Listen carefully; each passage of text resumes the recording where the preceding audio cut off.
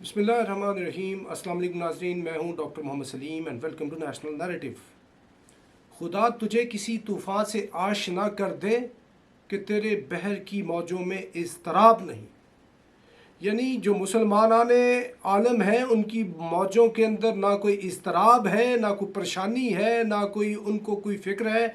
Israel हमले के ऊपर हमला करी जा रहा है, एक से दूसरा जो मुसलमान मुल्क है उसको वो रौंदता जा रहा है।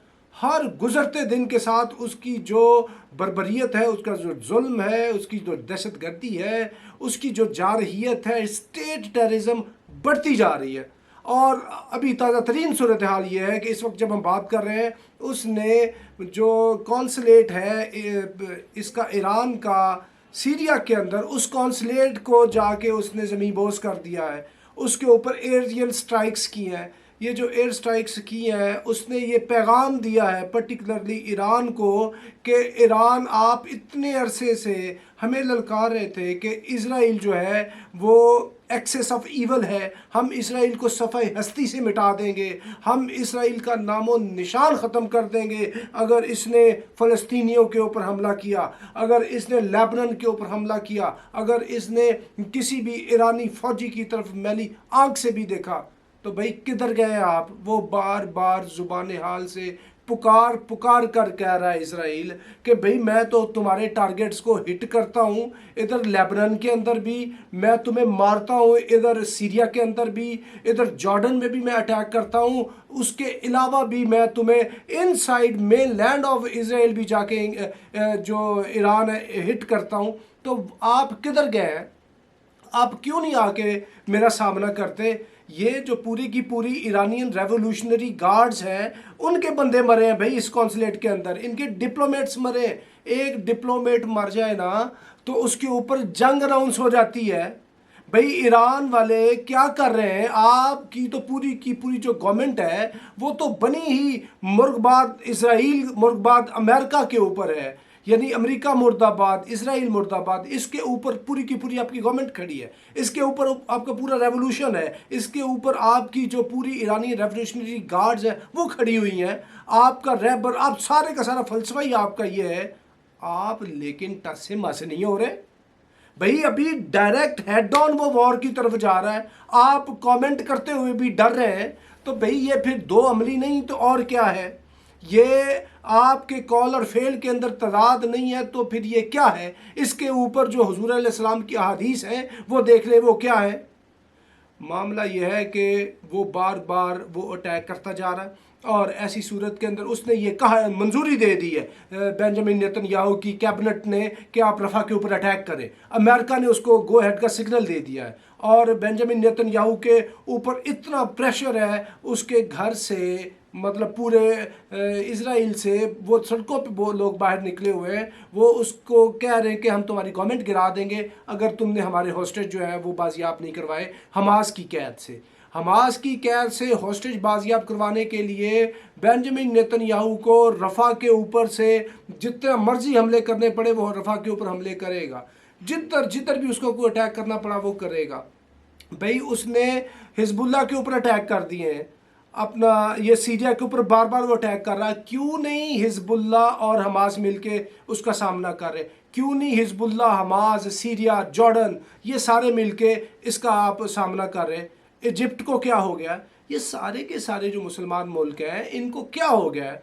अभी आप दूसरों की बात छोड़ दें, जब आप किसी की एम्बेसी के ऊपर, कॉन्सुलेट के ऊपर आप हमला करते हैं तो ये ऐलान जंग है सीधा सीधा। भाई ईरान के ऊपर उसने ये हमला करके साबित कर दिया है कि हमने आपके ऊपर ऐलान जंग कर दिया है। लेकिन मुझे ये पता है कि ईरान अभी भी कुछ नहीं करेगा। भाई जब आपका एक इतना बड़ा कमांडर मारा गया था, आपकी स्पेशल फोर्सेस का कमांडर अमेरिका ने मारा था, आपने तब भी कुछ नहीं किया। तो मामला ये है कि अगर आप इसी तरह रखेंगे तो इज़राइल, तो फिर एक टाइम आएगा कि इज़राइल पूरे के पूरे इस रफ़ा के ऊपर भी वो हमले करेगा और गज़ा के अंदर वो इतना वो किश्त खून बहा देगा मुसलमानों का, तो फिर भी मुसलमानों को कोई होश नहीं आना। किधर गई हैं मुसलमानों की बड़ी फोर्सेस? ये पाकिस्तान की armed forces, one of the best forces and intelligence agencies of the world, Iran की भी, टर्की की भी, भाई आप किधर हैं? और ये जो इजिप्ट की आर्म्ड फोर्सेस हैं, बड़ी स्ट्रॉन्ग आर्म्ड फोर्सेस हैं। भाई आपने कब मैदान जंग में आना है?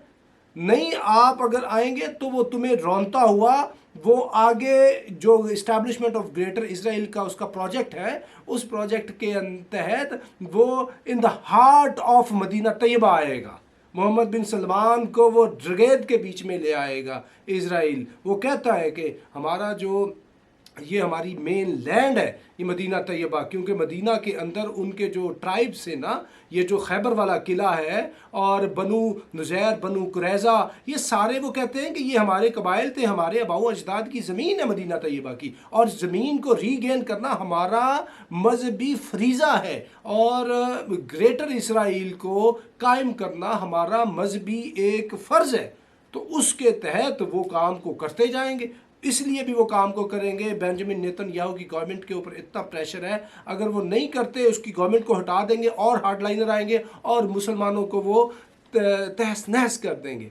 तो इसका हल सिर्फ और सिर्फ ये है कि आप आके ईंट का जवाब पत्थर से दें और इनके सामने इनको इनकी ज़ुबान में बात करें, उसी ज़ुबान को ये समझेंगे। अगर आप उससे बात नहीं करेंगे ना, आप कहेंगे जी सिक्योरिटी काउंसिल के अंदर करारदाद मंजूर हो गई, ये दुनिया के फ़लाँ मुल्क में ये प्रोटेस्ट हो रहा है, तो फ़लाँ जो इदारा है जो UN का वो ये इनकी वो कर रहा है, तस्लील कर रहा है।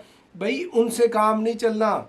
वो जो प्रोटेस्ट, वो जो करारदाद भी पास हुई है, वो करारदाद नॉन बाइंडिंग है, उसकी आप टेक्स्ट को जाके तो देखें। तो इसलिए अब तो आके आपकी खोपड़ी के ऊपर उन्होंने हमला कर दिया है। अभी भी आपके दिमाग के अंदर अगर वो समझ नहीं आपको आ रही ना, तो फिर पता नहीं वो जब एक टाइम आएगा, जैसे मैंने ये कहा है कि ये जॉर्डन को रौनता हुआ, इजिप्ट, ये सारी सरजमीन को रौनता हुआ वो आगे जाएगा। ये दोबारा से जो बेल्स ऑफ वॉर है दे आर रिंगिंग। तो इसलिए ये दिस इज़ हाई टाइम कि ईरान को पर्टिकुलरली इसके ऊपर रिटेलिएट करना होगा। अगर रिटेलिएट नहीं करते तो ये इसका मतलब है कि कोई गैरत और इज़्ज़त नाम की चीज़ ही नहीं रहेगी। तो नाज़रीन अब तक के लिए इतना, till next time, thank you very much. Pakistan जिंदाबाद।